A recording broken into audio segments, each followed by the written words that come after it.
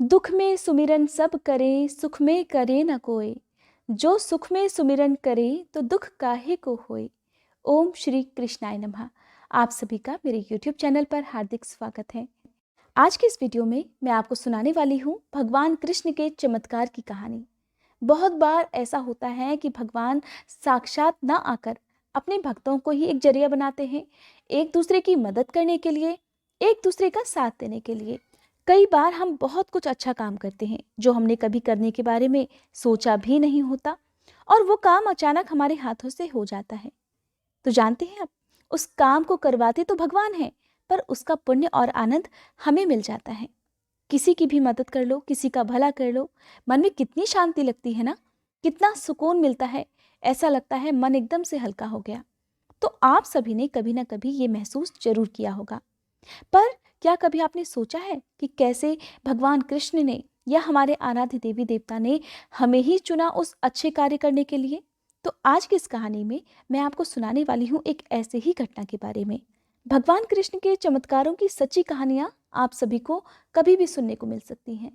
कहते हैं कि वृंदावन में आज भी ऐसे कई आश्चर्य दिखाई देते हैं। कहा जाता है यहाँ ऐसे संत भी हुए हैं जिनके चमत्कारों के किस्से हमेशा चर्चा में रहे हैं। ऐसा ही एक चमत्कार है पागल बाबा का मंदिर और उनके इस मंदिर के निर्माण की कहानी।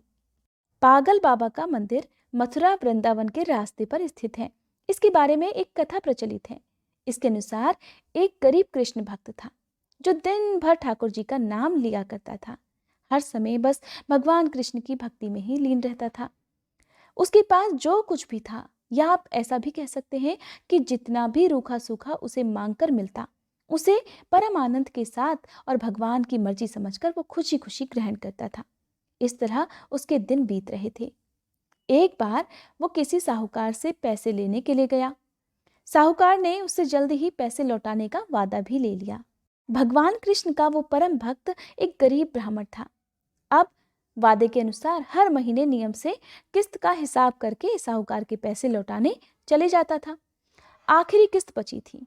आखिरी किस्त के थोड़े दिन पहले ही साहूकार ने वसूली का एक पत्र उस गरीब ब्राह्मण के घर भिजवा दिया।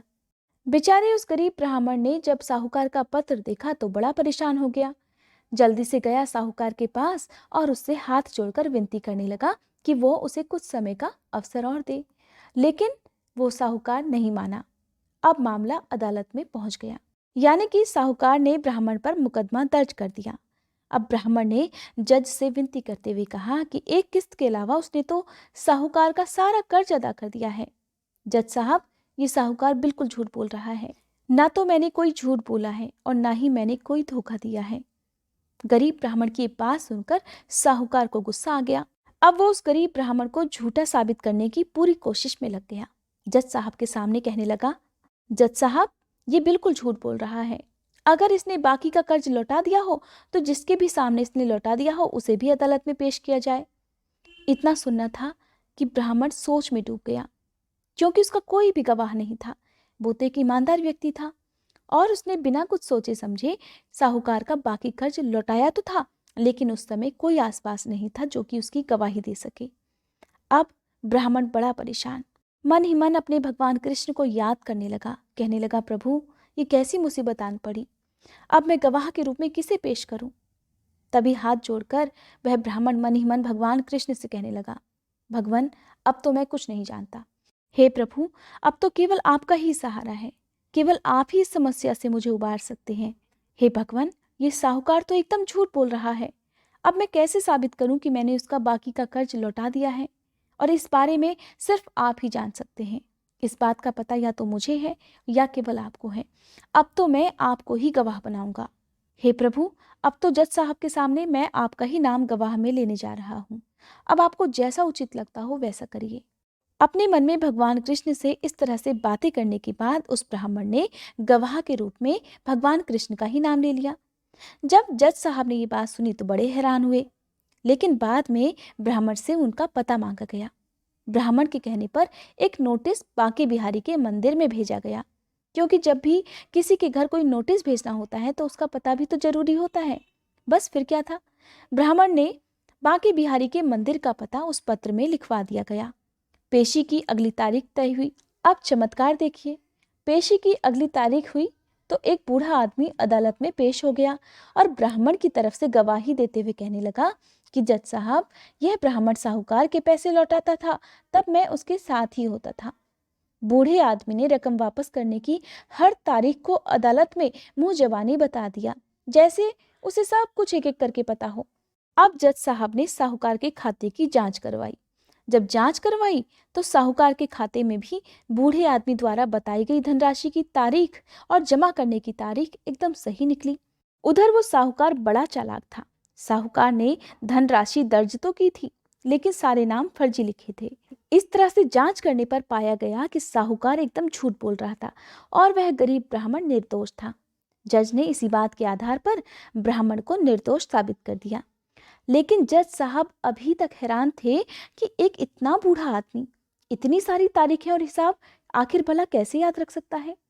तब जज साहब ने उस बारे में ब्राह्मण से पूछ लिया कि एक बात बताइए, ये बूढ़ा आदमी कौन है।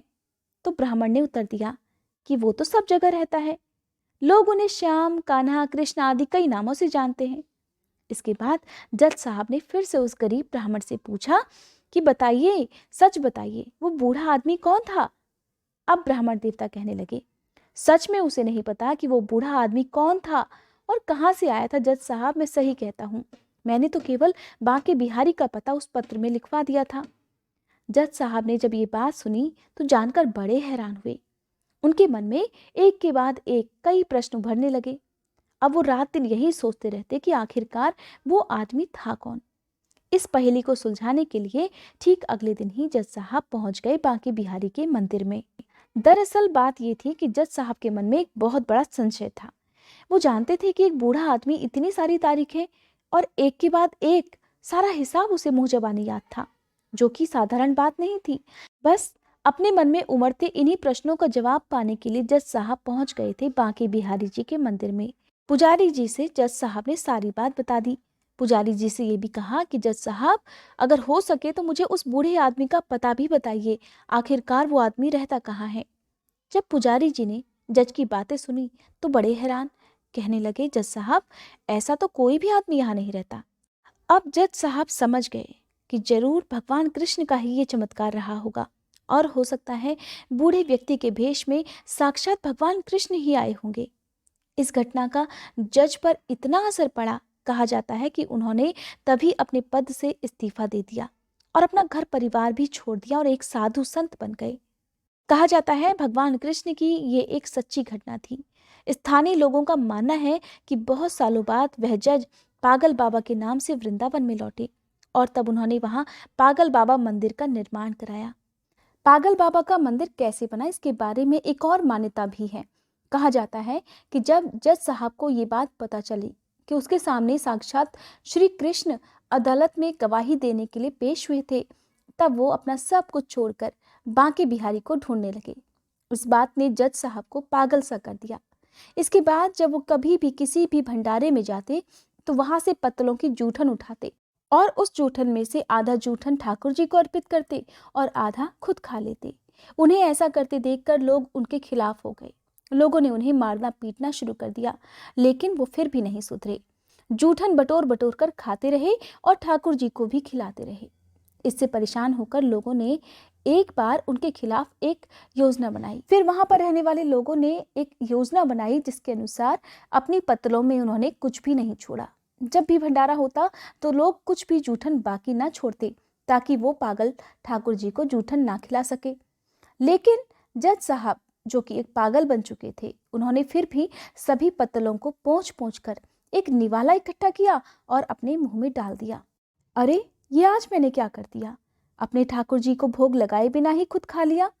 जैसे ही उन्हें इस बात का एहसास हुआ कि उन्होंने बिना भोग लगाए ही निवाला मुंह में रख लिया है, तब उन्होंने मुंह के अंदर रखा हुआ निवाला गले से नीचे नहीं उतारा कि अगर मैं पहले खा लूंगा तो ठाकुर जी का अपमान हो जाएगा और अगर इस अन्न को थूक देता हूं तो अन्न का अपमान हो जाएगा। अब वो पागल अपने मुंह में निवाला लिए हुए ठाकुर जी का ध्यान करता रहा। तभी अचानक से बाल गोपाल एक सुंदर से बालक के रूप में पागल जज के पास आए और कहने लगे, क्यों जज साहब, आज मेरा भोजन कहाँ है। ये बात सुनते ही जज साहब की आंखें आंसुओं से भर गईं और वो मन ही मन कहने लगे, ठाकुर जी, बहुत भारी गलती हो गई, मुझे माफ कर दीजिए। ठाकुर जी भी मुस्कुराते हुए कहने लगे, आज तक तो तुमने मुझे लोगों का जूठा खिलाया है, किंतु आज अपना ही जूठा खिला दो। जज साहब की आंखों से आंसू थे कि रुकने का नाम ही नहीं ले रहे थे। रोते रोते वो बाल गोपाल के चरणों में गिर पड़े और वहीं पर उन्होंने अपने प्राण त्याग दिए। और आज भी जज साहब को समर्पित पागल बाबा नाम का विशाल मंदिर वृंदावन में स्थित है। कहते हैं कि यहाँ आने वाला कोई भी भक्त खाली हाथ नहीं जाता। यहाँ भक्तों की हर मनोकामना पागल बाबा और कृष्ण कन्हैया जरूर सुनते हैं। पागल बाबा का ये आश्रम बहुत ही चमत्कारिक है और यहाँ आने वाले भक्तों को भगवान कृष्ण के चमत्कारों का साक्षात दर्शन होता है। आज की ये वीडियो आपको कैसी लगी कमेंट बॉक्स में मुझे जरूर बताइएगा। उम्मीद करती हूँ आप मेरे चैनल पर हर दिन भगवान कृष्ण के चमत्कारों की कहानियां सुन रहे होंगे। आप मेरे चैनल पर इसी तरह हिंदू धर्म में प्रचलित व्रत त्योहारों की कथाएं भी सुन सकते हैं। उम्मीद करती हूँ आप मेरे चैनल की इन वीडियोस को देखने के लिए चैनल को सब्सक्राइब और बेल आइकन जरूर प्रेस करेंगे।